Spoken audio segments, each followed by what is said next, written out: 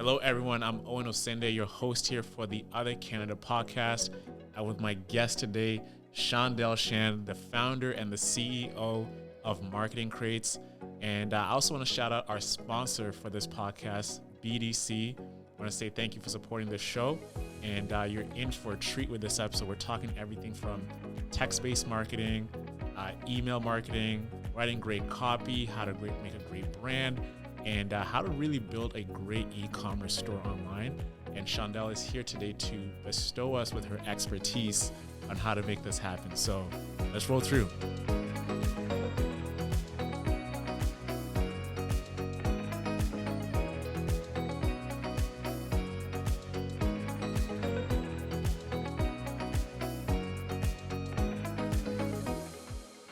Hello, ladies and gentlemen. Welcome to the Other Canada podcast. I am your host, Owen Osinde. We're here in Toronto with Shandel Shand, the founder and the CEO of Marketing Crates. Shandel, how are you doing today? I'm doing fantastic. Thank you so much for having me here. Yes. We're in this beautiful studio space. When we both came in, we were both admiring how great it is, like the woodwork, the finishing. It's just exquisite. Yeah, it's so cute. I already got Christmas pictures. We were making content and discussing how we're going to be like killing it up in here with our businesses and everything. But we're here to talk about your business.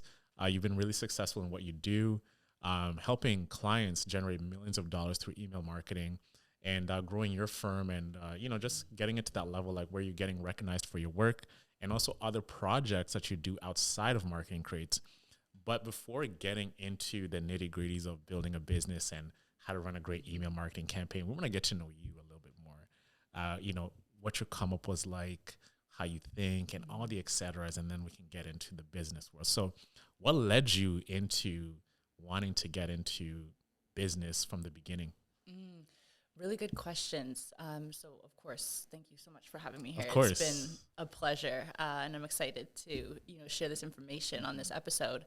What led me to get here in business, honestly, would have been survival mode. Like, an office job wasn't necessarily for me. When I was in high school, I worked a bunch of retail jobs, and I actually learned a lot from those retail jobs, different jobs like Nike and different shoe stores that I would work in. I learned a lot about the need for like product knowledge and things like that. I actually didn't realize that training would have correlated into, 10, 15 years later, where I can incorporate that into like marketing campaigns and stuff like that. But before, I realized all of that, like I said, 9 to 5s just wasn't for me in my 20s. And so the need for money, right? Getting fired from my job. I got fired from my job. You got sacked. I'm trying to circle around it, but I'm like, there's no good way of saying it. You got to keep it real. We gotta keep it 100. Let them know, like, you got fired. So I got fired from my job for being on my cell phone. Did they fire you like the way Donald Trump fired people with The Apprentice? They're like, points like you're fired. It was kind of like that. Harsh. It was harsh, but not that harsh. But I feel like it was harsh. They should have kept me because I was just on my phone. But at the time, I was working with a bank, and as you know, with really sensitive information, you're not supposed to be on your phone. So rightfully, they did fire me. And actually, in that moment, a boss that had actually told on me, saying like he see me on my phone. He didn't want to tell on me, but he had to, So he did tell on me, but thinking that I wasn't going to be punished too bad because, I was an office favorite and things like that. I brought a lot of personality to the office. Energy. Yeah, I brought the energy. I was a fun person to have around. I did my job really well, besides being on my phone from time to time, underneath the table and whatnot. So the supervisor reported me. I ended up getting fired. The supervisor felt so bad because they thought that they were never going to get rid of me, and it was just going to be a little slap on the wrist. But they did make an example out of me and fired me. I was so emotional that day, thinking my world is coming to an end. I'm fired from this job. And, when you're younger, you think those things are like the end of the world, but not realizing that that's just where things start for your life, right? And so the supervisor, before I left the office, they said, this is the best thing that could have happened for you. And they didn't really speak to it too much, but in that moment, I felt like they were telling me they've been at this office for too long, and this is like the end destination for them. It kind of got too cozy for them. Yes, they have a family to support, and this is where they're at. And so it's almost like they knew that I was about to leave that office, and whatever I decided to do leaving there was going to be something big. I applied for other jobs, didn't actually get them. Some people said you're too overqualified, different things. They thought I was going to keep the job for 2 seconds and then leave. Yeah. So they didn't want to train me. And it's kind of crazy how they expect this kind of loyalty from you. Yeah. From like the jump. I'm like, I haven't even gotten the job and you want me to be a lifer. Right out the gate. You know, I used to work in like retail too, and there's been people who were there for years. And I'm like, how do you, and with all due respect, I mean, you can have a job like it's paying your bills, but to stick to that position for that long without really moving up, I was just surprised. I'm like, and you form like a culture. And I think one of the reasons is because people grow close to the people around them. The friends become family, and going to work is extremely enjoyable, even though you might not like the job, but the feeling of camaraderie you get from the people you work with is something that keeps you there. Exactly. So long story short, I couldn't get another job, and somebody had asked me to come help them clean like a storefront they were opening up. I went and helped them clean for 2 hours. They said, you should make this into a business. And what year was this that you got sacked? Oh, God. Just for terrible. Context. Yeah, for context. I think I got fired, sacked, as you like to repeat and remind me. You got sacked. I did. I got canned so bad. I can't even believe that happened to me. Yeah, they did. So that happened probably when I was about 23. And then by 24, I had started a cleaning company, because that person that hired me just to help them out, they said, start a company. They were a business owner. And that was the first time a business owner said, be a business owner. I'm like, oh, I forgot that's an option, you know? And so they gave me the blueprint just by saying, go on Kijiji and say I could clean your house. And when somebody replied to me the next day saying like, oh yeah, come clean my house, I was like, oh, what do I do now? I actually don't have a business and I stuff, gotta go do this, but I know how to clean. Yeah. So I actually took the streetcar in downtown Toronto to like the core area where there's a lot of condos. If anybody's familiar with downtown, or unfamiliar, I should say, Toronto is condo city. So I had this idea where I would just go to the dollar store, pick up some cleaning supplies, go do the first house, the first condo. It turned out really well. It got cash, right? And when you're not used to getting cash for, you know, having this business of your own, it is the best feeling ever. And you're like, oh, well, how much more of this can I get? And what do I need to do to grow this business? And then I realized while having that cleaning company, I loved marketing the company. I liked growing the business and stuff like that versus being like self-employed, having a couple of people working with me. And so I became a freelance marketer. And then eventually, with the relationships that I've built over time, decided to open an agency.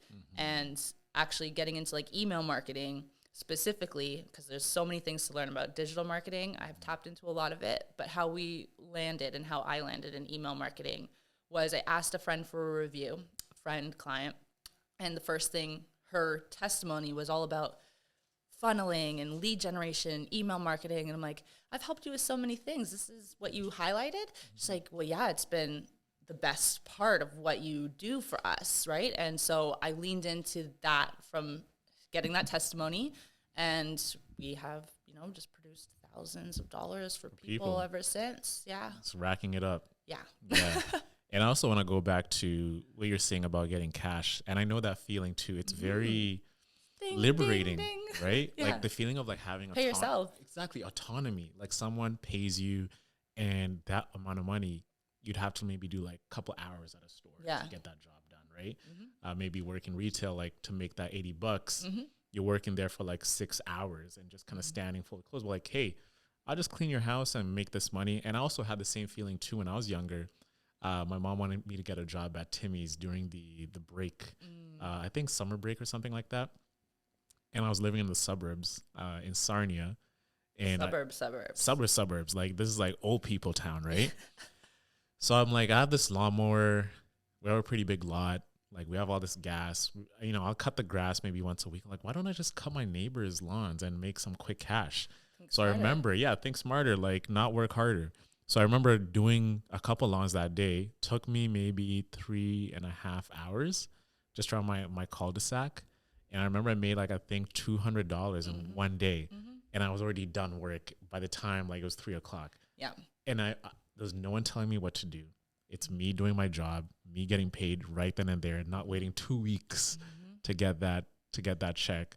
And that feeling, like, I think for anybody, go try doing a job one time and getting some money, and you'll know the feeling of like getting quick money instead of like waiting just to get your paycheck. It's a totally different game. Especially when there's an extra couple of zeros and it's no longer just like $80, you know, you're adding up like to build up on that invoice, you know, and you're like, whoa, like, how did I just make, you know, $2,000, $4,000 off of something that started as like $80 of me on a streetcar with brooms and a vacuum on a streetcar in Toronto to go clean a condo.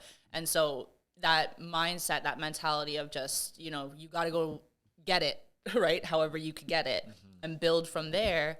That's kind of always been my mentality. And then once I realized a business owner was willing to offer me advice, I was like, okay, well, who else is willing to offer me advice? And I found really key people and instrumental people in my life that were just willing to always let me job shadow them or come onto a project, or they're saying my name in a room because they know I'm the person to kind of come and get things done. So it's just been spiraled from there. Absolutely. And even just the psychology of money that you learn from that job, like from doing your own thing, it just shifts your whole mindset. And you start seeing the world differently. Like I got fired this year, actually. Well, I got laid off. High five to being sacked. Your life begins there. You know, I got laid off like a couple times too. The first one it was during the pandemic, and then that's when I started the podcast. And then earlier, 4 or 5 months ago, it wasn't my fault, but just the economy, and it led us to doing the production work that we're currently doing right now. So it's the best thing that happens to you is like when you get pushed to the corner and things just change for you. I want to go into leaving the cleaning company. How many clients did you have, and when did it end ultimately?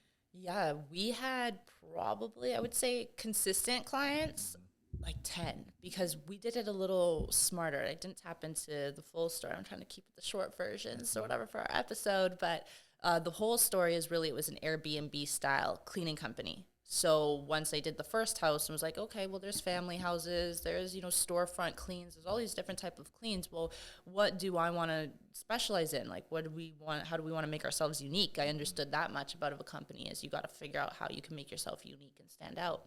And so we became an Airbnb cleaning company. We did turnover style cleans. And, you know, when I was 23, that's when Airbnb just started popping up. And so we were in the prime time of the market of Airbnb. You know, we were going to turn it into an app. I looked into, you know, making it the Uber of cleaning. A lot of cleaning companies and people around the world had the same idea. Some people tried to execute it. So I was able to just actually watch from the sidelines to see somebody else build it, spend their money. It didn't work out. It didn't go the way. And you're like, if they executed it at that level, like, what am I going to do differently? Yeah, I'm like, we're going to keep the money on the app. We're going to just keep it a traditional Airbnb style clean situation. And then I dismantled that in about, I don't know, I want to say when I was about 27. So maybe about 3 years. You had it for 3 years. I had it for like three years. It was paying the bills. It was paying other people's bills and stuff like that. I wasn't as versed in business overall at that time in terms of creating a business that you can have an exit strategy for and different things like that. So as we were discussing earlier, before we started recording, you know, doing business at 24 and doing business at 30 now, you definitely approach things a lot differently and, you know, starts with a certain end in mind and things like that. So definitely it's going to be much different of an exit and a different build of a company in comparison to what we had with our cleaning company. And as you reflect back to your cleaning company days, what was your biggest win and what was your biggest loss? My biggest win was the experience. My biggest win was the experience. Nothing beats experience. My biggest win was definitely experience and just starting, believing that I could start something, knowing absolutely nothing besides the fact that I knew how to pick up a broom and a vacuum. Did I have a passion for cleaning condos? No, none of it, you know, but I think the biggest win was just starting something, because it gives you the belief that you can start whatever it is that you want to start whenever you want to start it. Once you do it the first time, it's like you take the training wheels off, right? And like you said, you do it 10 times better when you have the experience, right? Doing it a second time as a two-time founder. And the biggest loss, I would say, was not knowing how to keep certain relationships early in business. When you do want to pivot, because things change, your life changes. Like my life at 24 and my life at 30 is very different. What I do in the day, what I care about, all what I want to spend my time on and different things. So I think if I could go back, I would have learned earlier on how to keep relationships in the moments that you want to pivot or change the direction of your life and different things. I think those were difficult conversations to have very early on. Like, basically, I'm not a lifer, like that's a difficult conversation to have, whether you're in corporate or in entrepreneurship. A lot of people talk about it in corporate style, like, no, you're just leaving a job to pivot to something else. But when you're a business owner and people really look to you, and then you're the person that has to hold down that whole conversation, just not knowing how to have that is a difficult conversation to have, to be like, oh, I don't really want to help you clean anymore. I'm going to go do this. And we don't really have a backup plan right now, So it's really just knowing how to have those conversations. I wish I knew that back then. And so that maybe some of the people that were clients of mine then, maybe I would have a relationship with them now. And who knows, maybe they need my marketing help, or maybe they just would be good people to know, because they were great people and stuff. But I just never maintained relationships with those people. Time has just kind of gone on and we've drifted. I think I have some of them on Facebook. Maybe we like each other's stuff. Maybe just start nurturing that relationship again. You never know what might come out of it. But even not so much so to like benefit from it either. Just having that sense of relief of like even breaks, like, no one's disheartened that anybody has gone in different directions, and just having a really healthy way of breaking up pretty much. You just kind of went cold on them. You're like, all right, deuces. No, I didn't. In the right circumstances, I have had to do that, of course.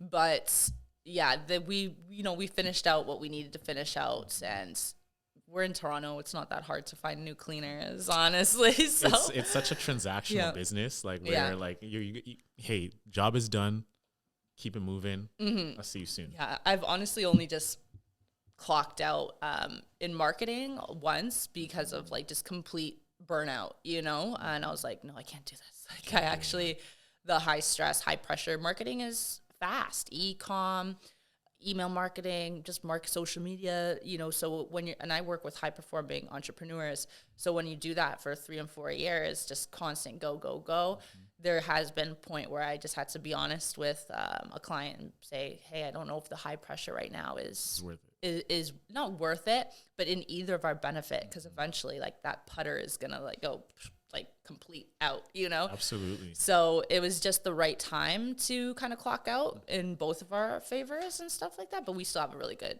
relationship, I think. Yeah. You can always like go back and it's all going to be love. Yeah. Again. Yeah. And they always say like relationships are your biggest currency in business, because if you don't know how to manage those relationships, it's one thing to develop relationships, but to nurture them over time, like where I'm not looking for anything from you right now, but it's just to say hi. I was just thinking of you. I think for every entrepreneur, you need to have a system which manages those relationships, like maybe sending them like a quick email or a thank you note for working with you. I'm just thinking of you, just something that you remember them by. So you leave the cleaning business. Now we want to get into marketing crates. Yes. You said you mentioned that you learned a lot of like marketing. You learned a lot of things on how to build a business and to bring it into the forefront. How did you get to the idea of like naming it marketing crates? I want to get back to like forming business origins of that. Yeah, walk us through that. That's a good question. So marketing crates, there's so many different names for agencies, and I was gonna kind of use my name as Shand, my last name. I was gonna make a play with my last name and really have that legacy with the last name with it. But I'm thinking from an SEO perspective, right? Because I love digital marketing. Yep. So I'm always going to think with those things in mind. And I'm like, no one's searching Shandel right now to find email marketing support. Well, they are maybe, but that's not you're the famous first. now. I know, after this podcast, You're getting right? on. Exactly. But, they're going to Google for sure, marketing. And so I wanted to have marketing in the name. And it kind of reminded me of, do you know Monday.com? Yeah. I love what Monday.com did, right? It's a little plug here, not sponsored, but Monday.com, I loved that people know to search. When you search Monday.com, it's literally called Monday.com. It's not Monday.com for just the website. It's called Monday.com. And so I loved that. And I thought that's just something so searchable that people are going to search when they go to search for Monday.com. It's so easy to come up and to find it. So I wanted to make it marketing.com as the brand name. I'm like, I don't really know how I'm going to do that. That's that kind of web, like URL. The domain. Yeah. It's like 100,000, 100K, 200K, maybe even right. 500,000. Exactly. So I couldn't exactly go that route, although I loved what they did with that. So I'm like, I still want to just keep marketing in it. What can I add in between the marketing and the .com? That's pretty much where I stood. And I'm like, what does marketing create? Revenue, subscribers, engagement, likes, follows, all the things people are looking for. And so I'm like, well, why don't I just call it Marketing Creates? Because we literally, create so many different things, like not from a production standpoint so much so, but from a logistics standpoint, like what is the return on investment when marketing creates something, right? So that's how I just continued the story, is like Marketing Creates, and I just started inserting words, and then for me it was just a done deal. It's like marketingcreates.com. Marketing Creates Incorporated is the company.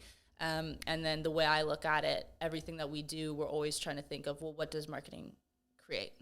And so that's how we approach things. So we're doing one thing, but we're looking for the return on investment, whether it's subscribers or content likes, comments, all of the good things, sales. We got to talk about the sales, right? So marketing creates sales, marketing creates revenue. So it just kept on spiraling. And I'm like, this is what it needs to be called. What year, you do all the work of formulating a great name for your business. What year was this that you were starting it? So I incorporated the company December of last year. So we're at our year anniversary this year. Prior to that, I was freelancing, and some of the people that are on my team, we actually participated in other teams at other agencies and just other projects. So we're actually all together still, a couple of us. So it's like it's existed for longer, but it's actually only existed for a year. Okay. And I want to learn more about your knowledge accumulation into like being able to become an expert where you can actually offer this as a service. What were you doing to level up your game and in the knowledge of becoming like a marketing expert? Yeah, I was really open to a lot of stuff on the internet. But when I say a lot of stuff on the internet, we got to filter through, the mentors and the experts and the courses and the classes that are going to give us what we need to actually be able to produce results for our clients. So I am a person that spends way too much time on the internet from the moment we got the internet. You're like Google University all day, every day. Yes, I got a lot of information up here, basically, that I've absorbed.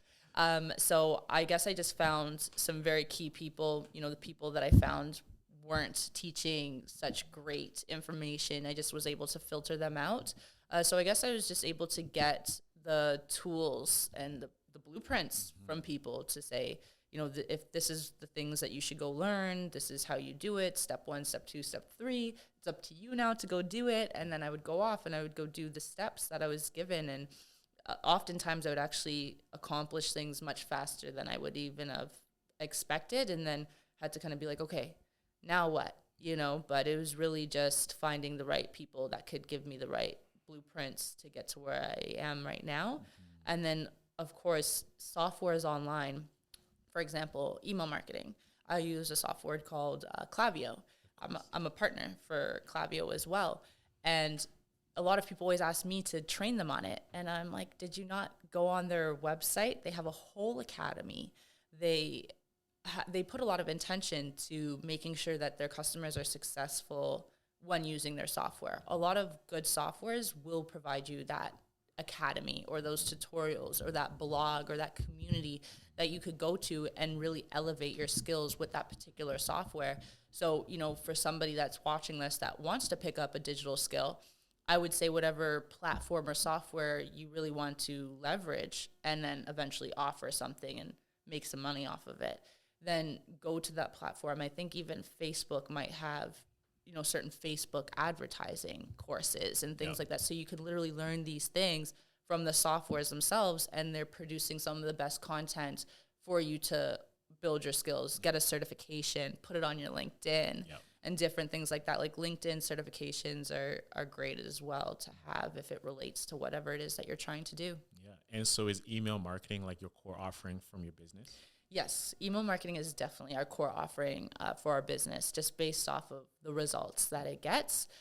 We'd be doing entrepreneurs a complete disservice if we weren't heavy on pushing email marketing as well as text marketing, because that's coming into play over the last couple of years. But we definitely have a heavy emphasis on email marketing. Everything that we try to do, even if we do touch your social or if we do participate with one of your marketing events, we always have an aspect of what we're doing to tie right back into acquiring more subscribers or eventually being able to, you know, email them, to nurture them, to sell them, to all the things, educate them, entertain, all the things. Everything, the whole lot. Yes, it always goes back to email marketing for us. And that's a great thing to bring up, because I think as entrepreneurs who are running e-commerce businesses, a majority of them really tend to forget about email marketing.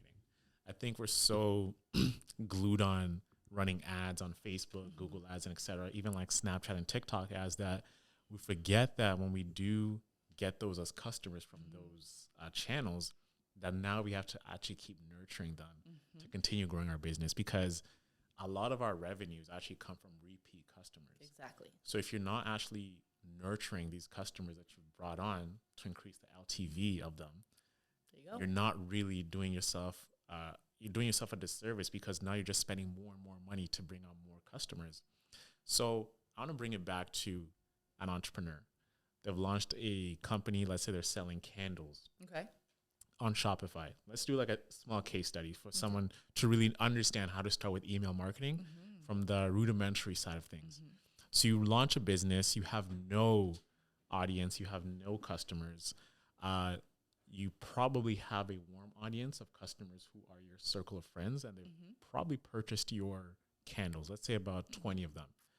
Your aunt and your mom and your sister. Everyone. I hear this often. The people who start giving you business. How do you advise them to start building an email list when they don't even have an audience yet? Really good question. I think where I would start if I put myself in that business owner's position, and I always like to put myself in their position as well and really think of it, okay, with all the knowledge that I have, and if I needed to make the money off of this, what would I do? That's the advice that I always give people. I start from there. And so if I put myself in their shoes, if I had absolutely no email lists right now, I had a product, I had a Shopify, I would say the first thing I want to focus on is getting traffic to my email list. So before you can even have the automations and all the things, you're going to want to think, how are you going to get traffic outside of auntie and sister and everybody? And that's going to be from social media, as we know. That's going to be from SEO work, right? The long game is SEO. You know, if people are putting money into paid ads, I would say, hold up, wait a minute, you know, fix some things for the long game, like the SEO, maybe just build a brand online. One of the key factors to this is your branding. You really want to be, you're not selling candles, you're selling the brand of your candles. You know, people can go anywhere for candles. I could walk probably next door and get candles, probably a convenience store sells candles as well. So first focus on like your brand. A lot of people come to me and talk about wanting to grow their email list and things like that, and just their branding isn't solidified. You know, they think their branding is the colors that they use and the fonts that they use and stuff.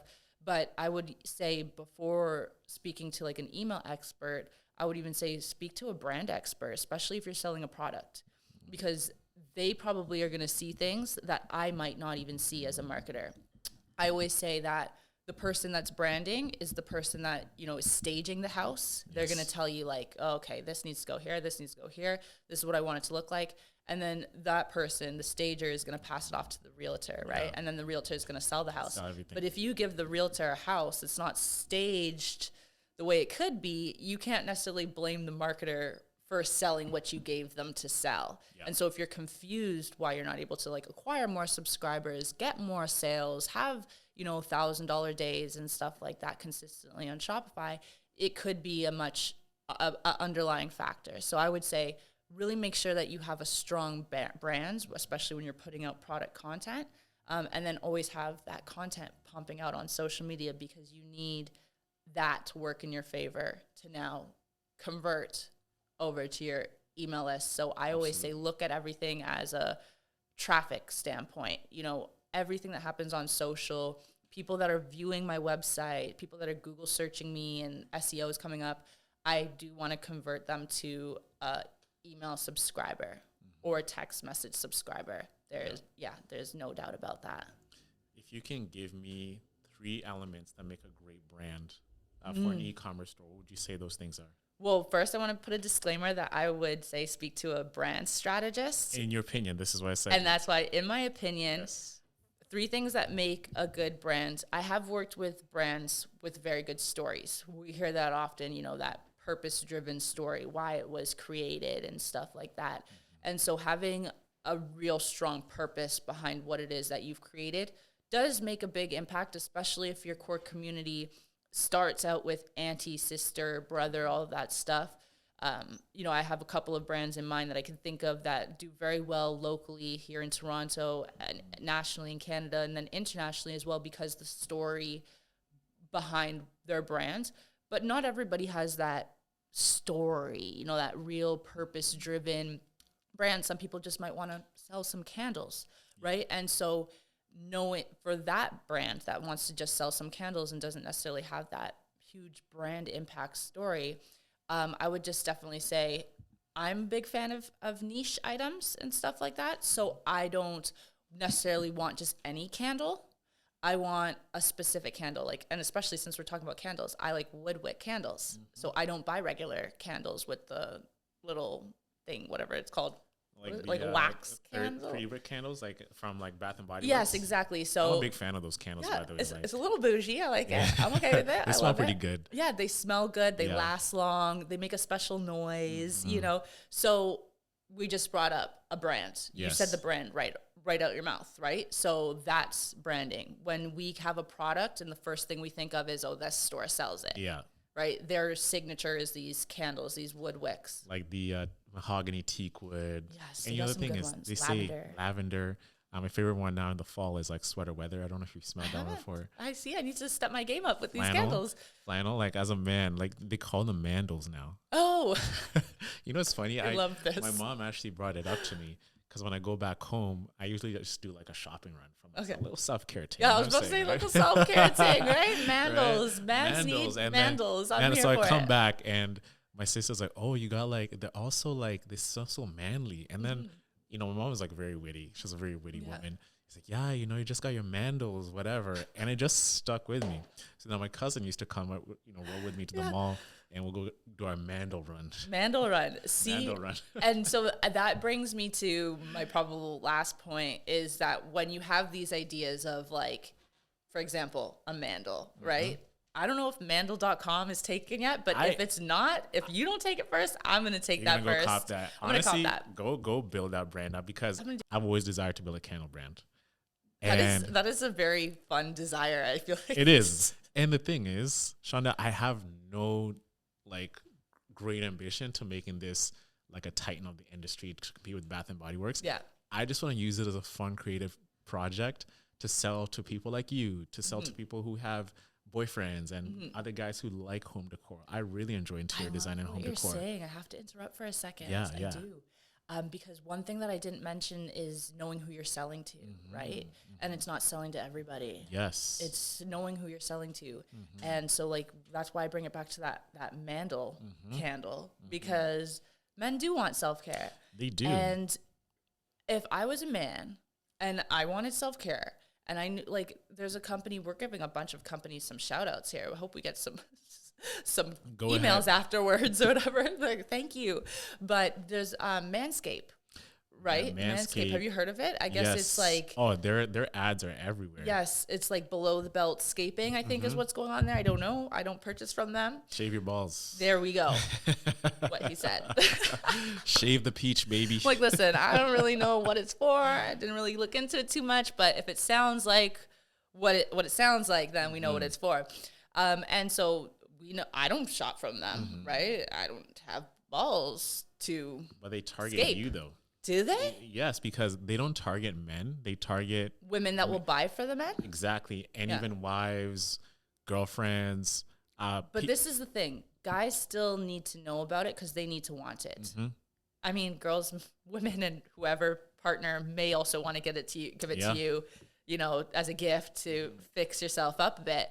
But I look at it as men need to know this product exists. Women don't need to know this product exists. Like, so as it's geared towards men, Manscaped, it sounds exactly as it seems. As a man, I'm gonna be like, hey, I want this. Maybe send it to your girlfriend or something like that, or your girlfriend will see it and know that it's for a man, or manscaping. That's the general thing that it's used for. They'll now send that to you just to see if you want it. You say yes, no, and maybe they'll buy it without even asking you. But either way, they get the purchase. Yeah, absolutely. And it really speaks to what they're selling, you know? So knowing your target audience and who you're looking to buy and thinking of that, of who we were just talking about, those are very valid things. What you said, you know, the woman or their partner might be the one to pick it up without even showing the man that it makes for a great needs gift. the manscape. Okay? Exactly, right? So those are the people you're speaking to. You're speaking to the wives and to the partners. You're speaking to the man himself. And then you're speaking to the man that also needs to just send the TikTok to his girlfriend, be like, buy this. I need this. This is what I want for Christmas. Searching up the browser history, see what he's looking at. So these are the things that you have to consider when you're selling a product specifically, because you're thinking, who is going to buy this product? What messaging do I need to put out there where, you know, these demographics that we were just speaking about will literally be like, no brainer. This is something for me. Stocking stuffer, credit card swipe, returning customer, right? Lifetime cycle of that customer, you know, things like that. So much you can do with it. Yeah. You know, the things that make a great brand, it's what people say. Like, look at us talking about this, right? This is what makes a brand. The brand is not what you think, as you mentioned earlier, the color, the name, the whatever, because I've seen individuals build great brands optic wise. Website's on point, packaging is on point, but the communication of that brand, like the ethos of it, the living, breathing part of what makes a brand, it's not there. For example, we can describe an iPhone really well because we understand how it makes us feel. We can look at a text message we get and we know that blue text message is a branded iPhone. Like, someone texts you, it's a green thing. It's just like, it's disgusting. When you open up the MacBook, the sense you get when you play with a MacBook computer, it's like sleek. It's very zen. You can airdrop yourself. You can airdrop it. When you open a Lenovo, it doesn't feel the same, right? So that feeling you get when you're actually playing with a product, that makes the brand and everything like that. So completely, I'm so with you there. And I love what you just said, you know, playing with the product is very important, especially we live in a digital age. Often people aren't going to the mall and picking up the candle. Yes. Right? They're not picking up the candle. Picking up the candle does help you sell it a little bit easier when you're walking out of the front of like Winners and there's things on the side trying to convince you to buy. And you're like, okay, I don't need this, but I'm going to pick this up. I don't need this, but I'm going to pick this up. It's right there for you to buy. Yes. And if you're a digital store, you might not have that access, especially if you're not into like business to businesses yet. And so thinking about how can I give my audience this experience of feeling like, we've been talking about feelings, feeling like they're picking up the candle. How can they feel and have that scent before they even buy it, right? Because they're not there to be able to smell it. They're there, you know, online looking at a website thinking, well, what does this really smell like? Pear, you know, they're going to How need. strong is Yes. it? Does Is it it going to burn fill up the fast? room? Like, is it going to be just around the candle? Like, Yes. these, as a candle shopper, Yeah. these are the things that I care about. And I'm sure the men care about this as well. I want to like also talk to you about niche marketing too, because one of the key things we're talking about here as a candle brand, it's very niche. When you are building a brand and you are looking to create an e-commerce store, one of the key things that you're noticing these days is you can go too general, right? Yeah, you got to make decisions. You got to make decisions. They say the profits in the niches. And now going into email marketing, and when you're actually communicating to a niche, copy is one of the main important things that you got to do. And I was really excited to talk to you about this today on copywriting. Yeah. Because email is so key when it comes to copy. What makes great copy in your opinion? Yes. What makes great copy? Two things. For me, it's always pulling it from other people's mouths. So like the authentic reviews that are coming in, what people are actually saying about that product or that brand. We literally want to repurpose other people's words of how they describe the actual product and how we can implement that into our messaging and just emphasize what people have already said, what people have already proven. We're not recreating the wheel too much. We are literally using other people's words to resell them. And I think it's the most authentic way to describe your products, because it's not what you say about the products anymore. It's what the people that have used your products are saying about your product. And so you're just amplifying and duplicating the amount of people that are going to have that same experience, given it's a positive review. And you want to just duplicate that. And, you know, if the wheel's not broken, you keep on going and going and going. And people love your product. They are buying for those reasons. And so to continue to emphasize that and to display that in words. But if you can't display it in copy, you want to display it in a visual. And that's the power of email marketing. You can use visuals as well as copy to really complement what message you're really trying to get across. And then the other thing I would say, besides, you know, taking people's reviews and frequently asked questions and turning it into content, I would say the other thing would be, I always tell people to come up with short headlines, and those headlines can be repurposed for everything. So you really start with 5 to 10 words. And I always say, try and make it as short as you can, because the subject line is very short. So if we had to fit all of these headlines in a subject line and really stop people in their inbox and open it, what does that headline have to say? And so I do have, a couple of strategies and just some prompts that I've given plenty of people, where it's just fill in the blank type situations. So 5 words, and then you have 2 blanks to fill in. And those 2 blanks really emphasize your product, how it makes people feel, and the promise that your product gives, and just different things. But we always shorten it to about 5-10 words max, because the amount you can build a whole email with just one headline, because it gives you that topic, the direction you're going. So you can start, building an email. You can start doing a blog. You can run a whole marketing campaign with just that one headline. So if you come up with 10 headlines, and then determine which ones are your strongest ones, which ones works with the season or whatever you're releasing, and just lean into those headlines, I feel like that those headlines produce endless amounts of copy for you and endless amounts of content. So I always just say start with 5 to 10 words and about 10 headlines, and you'll have content for days. Yeah. That saved me through Black Friday, I'll be honest with you. Saved me, because we're sending so much emails out. We're running out of copy.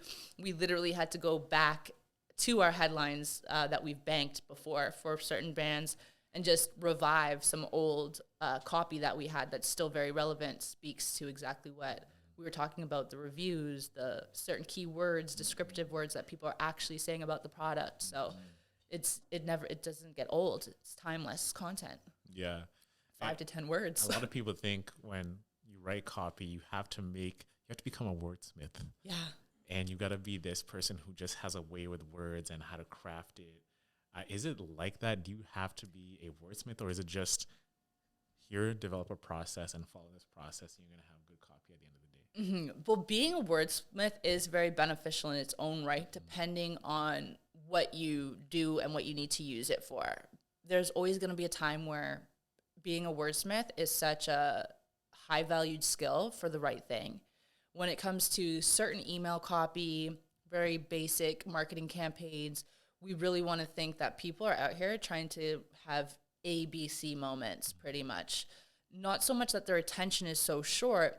They just want things very clear, very fast, and people don't always have, I want to say, as much intelligence as we think that they do. And I don't mean to like knock our mankind, but literally to our humankind, but really to say not everybody is a genius. Like we have some people out here that, you know, I don't want to really knock their reading level and different things, but one person's strength is not another person's strength. They still need shampoo. So just because this person's reading level isn't as high as this person, they still need shampoo. Yes. So let's bring some conversations to be a reading level and an understanding that anybody can purchase it, right? And it's going to be a no-brainer. And that's not based off of like reading levels. That's also just every day, you know, what some people care about, other people don't care about. So the words that you're using that are all fancy and wordsmithy in your marketing campaign, they really just wanted some shampoo. Yep. So buy our shampoo. It is really good for curly hair. You know, different things like that is much better than voluptuous, wonderful, unique curls that are coiled, and like descriptive words are good. But I would have already bought that shampoo knowing it is for curly hair. I have curly hair. I'm looking for shampoo for curly hair. Do you think people overthink copy? Yes, because they put all of those descriptive words in there. We need a couple of descriptive words, but if we put too many, it becomes a run-on sentence. So that's why I always say those snappy 5 to 10 word situations, bring it in tight. You can expand from there, make paragraphs from there, but you want to have a core, quick, should I buy this or not? Yes or no.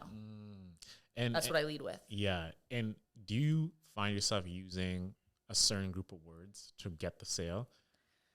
I have many call to actions. Yes. It is a lot of psychology behind email marketing, having people read from left to right. You know, we're really training their eyes to do what we want them to do while scanning that email. So yeah, it can be a lot. There's a lot more to it than people think. So it's not as much, you know, intricate, detailed copy and crazy visuals. It's really about understanding the strategy to get people to open, to get people to click, get people to subscribe, continue to read and do the thing that we want them to do. So there's always going to be a call to action at the end of it. It's just very unique to each brand. There's when I was working at Good Life, we were given a sheet of words to use, and we had hired a psychological team to really design our pricing page, just the way the eye goes from left to right, and using like, you know, the anchor effect, and then you're contrasting. If I present this pricing first, they're definitely going to say no, because ultimately we want them to land at this price. And my manager gave me a certain list of words, which were words such as guarantee, reliable, trusted, loving. When people read these words, they feel a sense of comfort, and it pushes them towards 100% the sale. So whenever we were giving our pitch, we were trained so well, and I got to give credit to Good Life. This is why they dominate, because the way they train their sales staff is like, use these words for this specific thing.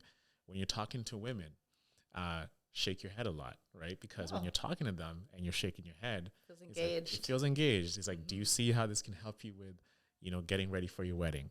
Don't you see how this can make you look good? That's actually why I say all the time. It also is one of those things. Shake your head. And by the time you ask for the sale, it's a done deal, because they've already said yes. They've already said yes by physically shaking their head. They're now in a positive frame of mind. And all they got to do is just say the word yes and then sign the paper. And you've got the gym membership, and you've got the personal training. So it's crazy, the power of words. This is sales. We've covered branding. We've gone to marketing. We're right into sales. So we've actually covered a whole lot here. Yeah, as much as it's copywriting, that's sales. It's sales. Because that yes technique is a very good technique, you know, having people engaged. And like the body language too. Body language. And then also I could add to that, asking for permission in emails sometimes is a great thing. You know, asking people, hey, I'm about to promote this new release of, you know, this new drink. If you really hate black licorice, please let me know now, because I don't want to email you about black licorice flavor that's about to come out. And that person that hates black licorice, I'm using an example. I hate black licorice. It You can tastes see so it in my bad. face right I'm now. disgusted. So black licorice is terrible.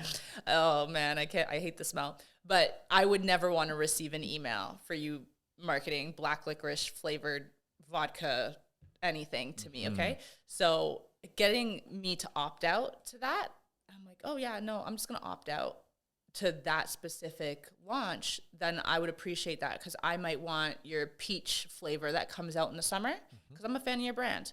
But I like that you actually gave me permission to not be spammed by you. Yes. Thank you very much. And so sometimes that can work in your favor too, is actually asking for permission before you ask for the sale. Yeah. And when we're speaking about like the email side of things, I want to get into sequences. As an e-commerce brand coming into the game, now let's say you've established relatively 100-person email list. What are the sequences you should have running all the time? Of course. Okay. You need a welcome email. That's probably going to be one of your highest converting.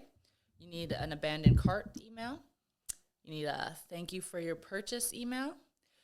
If you haven't set up something where, your shipping is also in alignment with your emails that you're sending out to people, so people know when they're receiving their package. Maybe you're giving them some value right after they've purchased and they're waiting for their package. There's a lot of anticipation, right, between that time period. I made a purchase, I'm waiting for my package.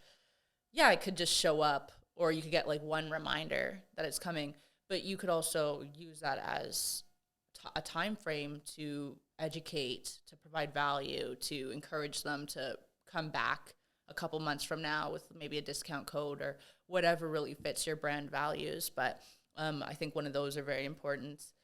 If you have brands that, even if you have only 100 subscribers, I should say, if you have a brand where it's really important to like replenish that item, right? Like if you're selling dog food runs out.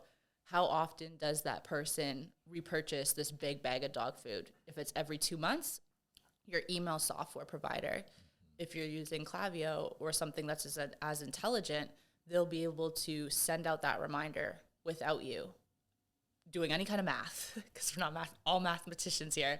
It's a lot of different data to calculate, right? To figure out when should I message Sally to rebuy her dog food. But there's softwares that we could use that allow us to do that very quickly, literally a second. And now we've set up an automation where if you're frequently buying every 2 months, I'm going to email you right before that second month. And I'm going to remind you in a very friendly way, probably without saying like, hey, this is a reminder to buy. But I might just send you an email about maybe what our best sellers are, or maybe a new organic dog food that came in or something. But it's going to encourage you to buy on the frequency that you buy on, not on the frequency that I want you to buy on. So yeah, that's a very important for the people that have something that they can replenish. Yeah, and I also noticed a great brand that does that is Clearly. I'm a big Clearly customer because I wear contacts. And one time they emailed me, say, hey, Owen, get ready for your next shipment. There we go. We have da-da-da-da-da. And I didn't even know I was about to run out of contacts, but they knew. So they reminded me that your contact's about to run out. Do you want to place the order now? You have them right before you finish your last pair. And that was great customer service. I was going to say, what a good experience, right? Yeah. What a good experience. You're happy to receive that email. You're happy to buy. Yeah, this is exactly why I like doing what I'm doing, because sometimes you know that there are those experiences on the other side. You're not just giving people a promo code to use. There are people that love some of the automations that you've set up because it reminds them of purchasing something that they actually do need. So it's also encouraging mindful spending to encourage the customers to, hey, spend with me and not with that, vacation that you don't need. And, don't go buy the Chanel purse. Get the contacts. Get the contacts. You need this. Yeah. Because they know regardless. Feed your dog the dog food. Don't buy the trip to Cuba. Absolutely. They know that you need to have this product. Like, they know your dog isn't going to. Yeah. People love their dogs. Yeah, they're going to have to live. Yeah. They know where you're going to get your contacts if we give you a good experience. You're not going to have to, whatever, right? On that part of Clearly, I can also point some criticism towards them. Yeah. They already know I'm a customer, but they always bombard me with a lot of emails and a lot of Facebook ads, YouTube ads. Is there a point where you could be sending your customers a lot of emails? Yes. With service providers, not so much. With e-commerce, I would say yes, all year round. That holiday season momentum style marketing is a lot. So like a high frequency amount of emails from, like a product brand or a food and beverage brand and things like that. We might not want pizza and Domino's to be emailing us all the time. Like you only need so many contacts, right? So you're not going to want them emailing you all the time. I don't need to eat pizza every single day, so I don't want them emailing me all the time. So there is some times where, brands do overdo it. The way to beat, I guess you could say, pissing the wrong people off in their inboxes and preventing them from unsubscribing would be people segmenting their audiences. So getting really specific, right? Like if I know you just made a purchase in the last 30 days, I might not email you to buy more contacts, but I might email you to educate you on eye health or something like that. Maybe I'll give you some incentive to refer a friend or something like that. But just knowing who you're talking to and what you're saying to them so that they aren't looking at you crazy. Mm-hmm. Because think about it that way. Like if I had just said, hey, buy contacts, and you're like, you ignored me. And then I came back to you the next day, hey, buy contacts, and you ignored me the next day. Eventually you're going to be weirded out, annoyed. It's going to be a bad experience. You're going to unsubscribe, kick me to the corner, never want to talk to me again until you need contacts. And then you're going to be like, okay, I need contacts, done deal, bye. Yes. And that's only going to be your exchange with the brand, the community and stuff like that. But if you had a positive experience and you're like, hey, I saved $50 because I got this email and I referred a friend. So now next time I get contacts, I just saved $50. I want to save $50 on my contacts. So I will be more open to receiving that email. And so it's just knowing who you're speaking to and when. I do say send as many emails as you'd like during the holiday seasons for, November, October, November, December. I love sending as many emails as people want. If you're a service provider talking about something very specific and value-driven, send as many as you want. Yep. People that subscribe to you want to hear from you, very simply put. But yeah, definitely there's a time where it's too many emails, and the way to prevent being afraid of sending too many emails is just knowing who you're talking to and what content you're putting into it. So if you do want to send a whole bunch, send it. But just know what you're putting in and, who you're speaking to so that the conversation's not redundant, annoying, giving you the feeling. The ick. The ick. Yes.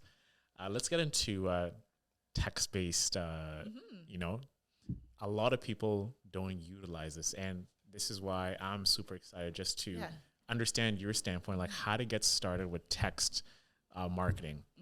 What is step one if I have a brand and I want to start contacting my potential customers or my current customers? Text, where do they begin? Yes. So where you begin with text message, I first want to make a disclaimer. Text message marketing can be a little pricey depending on what software you're using. So you definitely want to take a look at what softwares are out there for text message marketing and find something within your budget so that, you're also not feeling the stress of an entrepreneur adding another thing onto your plate. Now you have to pay for the email and the text and everything else that you're already paying for.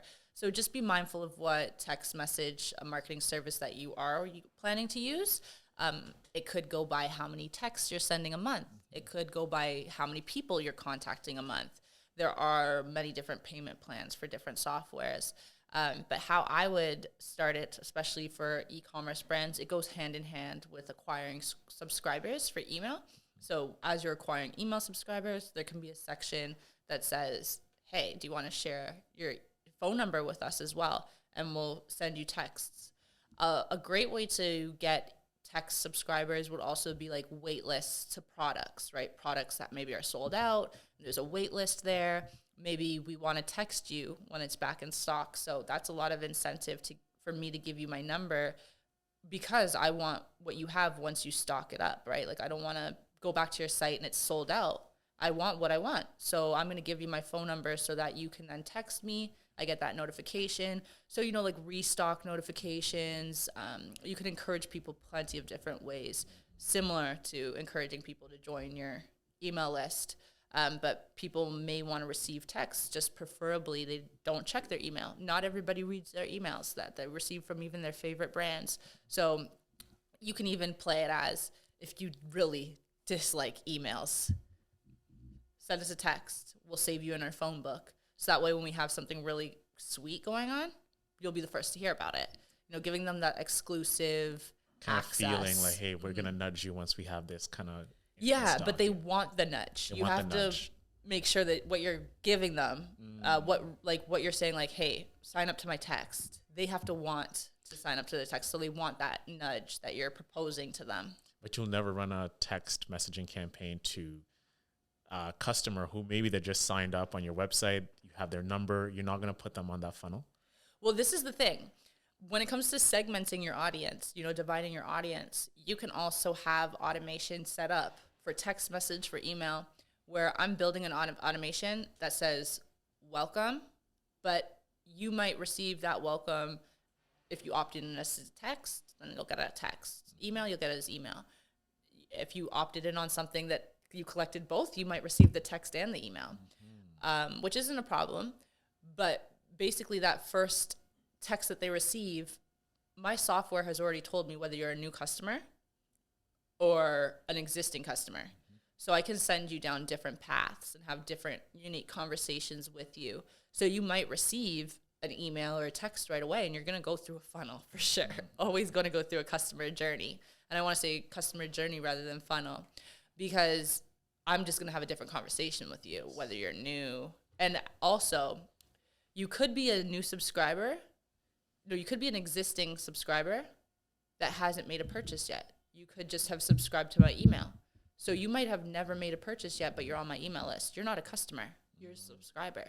So knowing the difference between somebody that's sitting on your email list, hasn't made a purchase, and sitting on your text message list, hasn't made a purchase, then somebody that's sitting there has made a purchase on both, and then that person that's just completely new to your brand. They haven't been a subscriber, sitting on the fence. They haven't purchased. They're just completely new. So you can actually send them down 3 different avenues, knowing that information about them. Because the person that's on your subscriber list that hasn't made a purchase, they might just need a little nudge to get them over, right? They're familiar. The existing customer and subscriber, they're already a fan of your brand. They're probably going to repurchase. It's just a matter of time. And then that completely new person, whether you're sending them a text or an email, it's like, what conversation are you having with that completely new person? You might have to build a little bit of different trust with that type of person and stuff like that. So it's just knowing, back to our old point, is just knowing what conversation you're having and with who, and being willing to have those customer journeys set up for the unique people. It's going to be unique to different brands. So really identifying what are those unique conversations and unique segments that you need to really have a customer journey make sense to the person receiving these texts and emails, make complete sense. The more you can tailor it, the more it's going to sound like somebody's actually opening an email and reading like, wow, somebody's talking to me. It's not like a brand or a robot or something.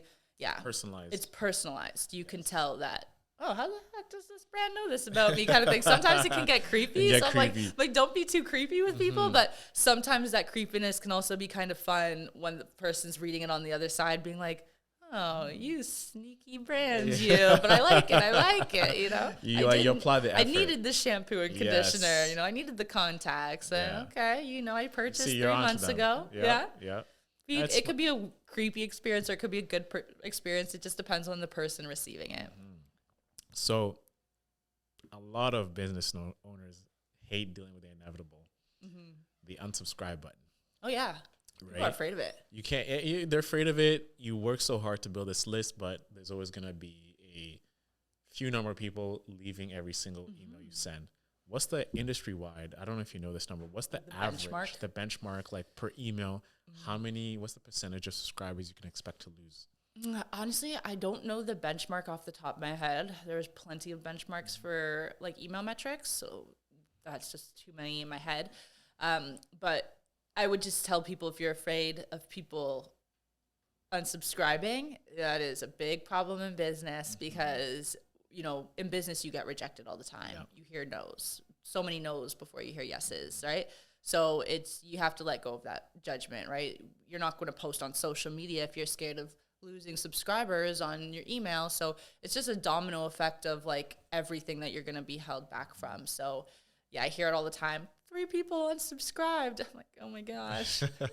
3 people? A whole 3 people don't want to receive your email? World is coming to an end. Relax. Chill out. The worst is like when you know the person, let's say you are the brand owner. People message me saying, it's like, wow, I saw you. My friend, my cousin. And you just got to realize they're not your audience. That's what I tell people. They're not your, they support your business, but sad. They're not your audience. It's fine. I had this experience one time we were running an email newsletter, just like giving people like business news and how it impacts culture. And a majority of the people on the list were people I knew. And in person, they'll tell me, bro, I love your emails. I love the content. And then I send it out. I go check it the next day. I'm like, okay, let me look at my open rate, who read it, who unsubscribed. And then I see some people I personally know who are big champions and advocates of what we do. They just don't want your emails. They don't want the emails. And at first I was so hurt by it, but then I realized, you know what? Maybe it just doesn't fit for them anymore. Maybe it's just they don't want to get it. And they want to keep a clean inbox. It's nothing personal.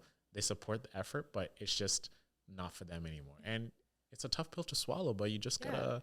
And who knows, maybe if you have a text message list pop up, maybe they're like, I want the motivation text messages from you, the hustler, whatever messages. Hustle over everything. Yes, whatever messages that, you're putting out through email, you can change it up a little bit, shorten it, figure out a different strategy for text, and just communicate with your text community. I find that some of the text subscriber situations that I subscribe to, I should say, those messages are right on time. So I love a good text message subscriber situation. I love the list that I'm a part of. I find that the text messages come in. You know those moments where you read a meme and you're like, wow, that's so weird. This meme is so relevant to my life right now in this moment. It's so profound. Like my whole life has changed. As sometimes those text messages can actually come at those moments, and you're just like want to throw in towels and kick your feet. And then you see one of those motivational messages or whatever type of text messages that you're subscribed to come in. There's like, oh, we're having a co-working session right now. Hop on. And it's just like a free link to go, kick it with a community virtually. I've always found that the text messages come in at the right time. So maybe there's something about being a part of text communities that, the text messages come in at the right time. So I recommend starting them. I recommend being a part of them. I recommend incorporating it into your flows. Yeah. And as we work towards wrapping up, as a marketer, which untapped channels do you see business owners commonly neglecting to use? Interesting. There's so many. There's so many. What's the number one that you're like, damn, if people knew about this, well, they're leaving money on the table. I'm going to sound like contradicting because I don't put out as much content as I could. I'm usually behind the scenes for so many other brands that, with working with other brands, you can kind of neglect your own content and business and stuff. So I would say YouTube. Even though a lot of people are like, oh, YouTube, that's so saturated. There's so many people doing the exact same videos, right? How to do this in 5 steps. And that's fair. But I think YouTube is kind of like a digital creator's own home. Algorithm isn't really beating you up too much. If you were to spend as much time as you did on Instagram on YouTube, I think you'd be more successful on YouTube because we're just sitting there on Instagram scrolling and stuff like that. I think a lot of that time could go towards really growing a YouTube channel and just having the YouTube channel there as a platform, as a landing page so that the new people that need to get to know you and stuff, they could go over there. You could repurpose all of that YouTube content right now, and video is, the number one thing. So I would say to utilize YouTube. A lot of people don't like video though. So obviously if you're not the video person, you got to go with a podcast. I personally like the audio app, Clubhouse. I have made such great connections there. It's one of those apps that a lot of people are like, really, still on Clubhouse? But I have had great moments on Clubhouse, and so I still advocate for Clubhouse as a good platform, especially if you don't like showing up on Instagram Live and stuff. So it's not so much which platform is neglected. It's like where do you fit, and which one have you been neglecting? Because if you're not the video person, we shouldn't really do YouTube. But if you're the audio person, maybe podcast is much better for you and you've been neglecting a podcast. But like, if you're just on Instagram and you're just on TikTok, I don't think that is like the sustainable route for longevity. And if I'm saying the softwares and platforms that are neglected, so platforms that are neglected, I think LinkedIn is very neglected. LinkedIn is hot. I was just speaking with some of my mentees, and some people didn't want to show up to the LinkedIn training. Some people did want to show up to the LinkedIn training because you're thinking LinkedIn is just like, ugh, who cares about LinkedIn so much, right? Very neglected platform.